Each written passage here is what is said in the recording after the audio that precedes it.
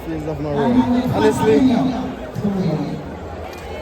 with newfound speed, it kind of make the phases of the run a bit tricky. I've been working on my transition, my drive phase, my maintenance at the end of the race, but due to because I got faster, I'm still trying to put together a better race. Honestly, that wasn't really the best execution I have done in training or at America.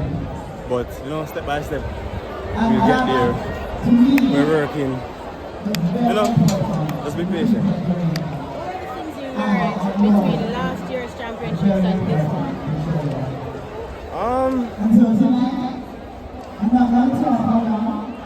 What have I learned? Just to trust myself even more. You know? And just be patient, honestly. There was the big women's 100 meters final before the men's, the celebration of Shelly-Ann, the possibility of a beat being hurt, some injuries. It was pushed back where you distracted any and all that. How did you manage to stay focused through it all? Honestly, it could have been distracting. You know, they took a long while before we get going. But honestly, I just do what I gotta do, honestly. As simple as that. How do you fix the things that you see wrong with your race between now and September? We go back to the drawing board. We work from 0 to 100 meters, as simple as that. You know, we work on our strong points, we build, we make our weak points not so weak, if not better, you know, and just move forward. What are the targets that you set for yourself in Tokyo? It's the one target, honestly. If I'm to be honest, everybody wants to go. That's the only target. I won't come here and say, hey, I want the silver, I just want a medal. I want the gold. I need the gold. Everyone that lines up is going for the gold. So yeah. Apart from your race, I guess you didn't get out of the blocks maybe as quickly as you wanted to. Probably like for the first 50 thereabouts, Akeem Blake was leading. What then did you have to do to ensure that you got there ahead of him or make the team? Honestly, I had one clear thought after I came out of my drive phase was just to maintain that speed, because I'm having a bit of a problem between transitioning for some odd reason, because I'm trying to unlock a new level of speed that I have, but it's a technical thing. Sprinting speed is not just speed, it's more defined than that, you know, it's very detailed. Person see we come out here and just feel like it's like the snap of a finger. No, it's work, in and out. So as I said, I'm just working and I'm being patient. Great things gonna happen. Congratulations on the national title and all the best in Tokyo. Thank you very much. Kishane. So Kishane, I mean, 9:75 is a really impactful time. I wonder if you were planning and expected to run that, and if you kind of understand the gravity of how fast that is.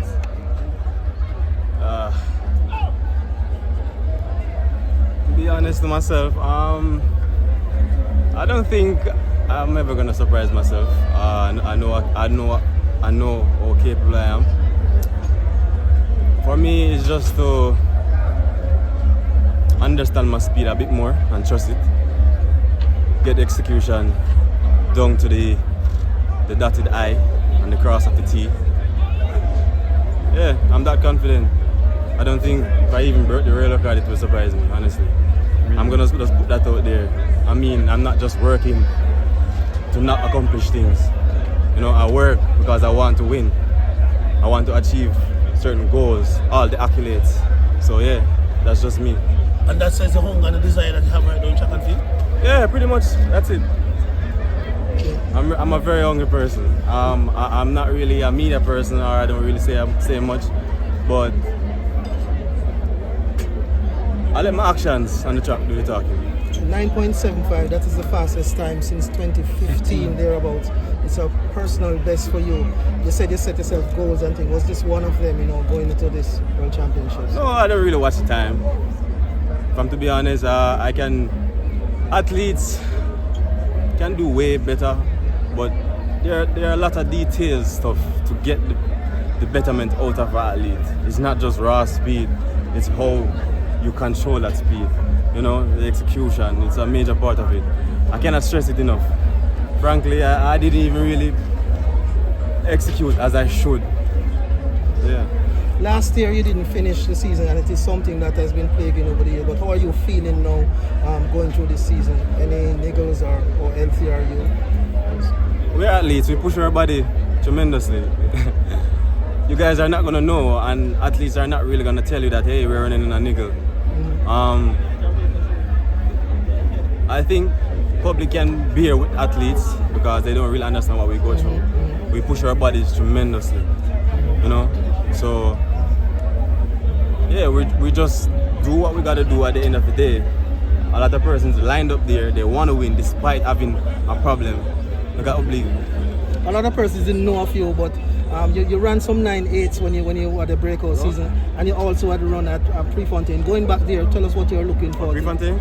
Yes. You did a run now? Yeah, I will be competing next year at the Prefontaine Classic. Yeah, I'm really excited. I only competed once, that was in 2023, so I didn't get a chance to compete in 2024. Yes. I wasn't ready, I was kind of hurt. But yeah, I'm really excited. Looking forward. It's a fast track, you know. So were you looking forward to like Trayvon Bromell? I know yes, you know the competition. You looking forward to that? Yeah. Honestly, I'm always excited for the competition. Against the best. Yeah, I won't single out anyone. Yeah, you gotta give people their props. But yeah, once you line up against 7 or 8 other persons, you know, it's a good feeling. Competition has to be there. It brings the sport alive. The learning experiences from last year, how have they made you a better athlete for 2025? It gives me somewhat of a grit and a calm feeling, knowing that under this immense pressure, your back is against the wall, and it comes down to the goal that you always wanted. You work for the entire season, you know. So doing it more and more, you know, it gives you a sense of calm feeling to just know that, hey, it's within my grasp. I just gotta claim it. What the preparation like from this last season compared to this season? It's been a bit better. Obviously, I'm running a bit more, so I'm really grateful. Yeah. Does it feel? Have you been practicing your dip? Dipping is not really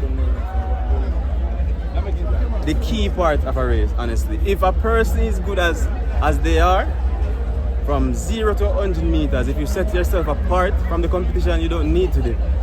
So I'm just saying that if you're that good, you don't need to dip.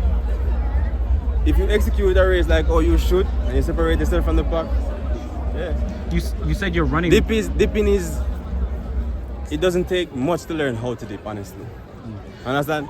The majority and the best part of the race is the drive phase, the transition, and your maintenance. Imagine going from 0 to 95 meters or 90 meters about, and you're at the back of the field. Dipping is not gonna save you to win. You get what I'm saying? Yeah.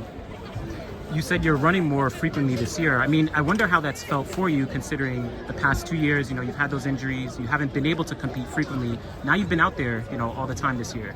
How has it kind of felt for you? It's been a good feeling. You know what competition feel like? Pressure. It's a good, tremendous feeling. We just train, we just go into immense competition, and we just execute. Honestly. Kishane, how good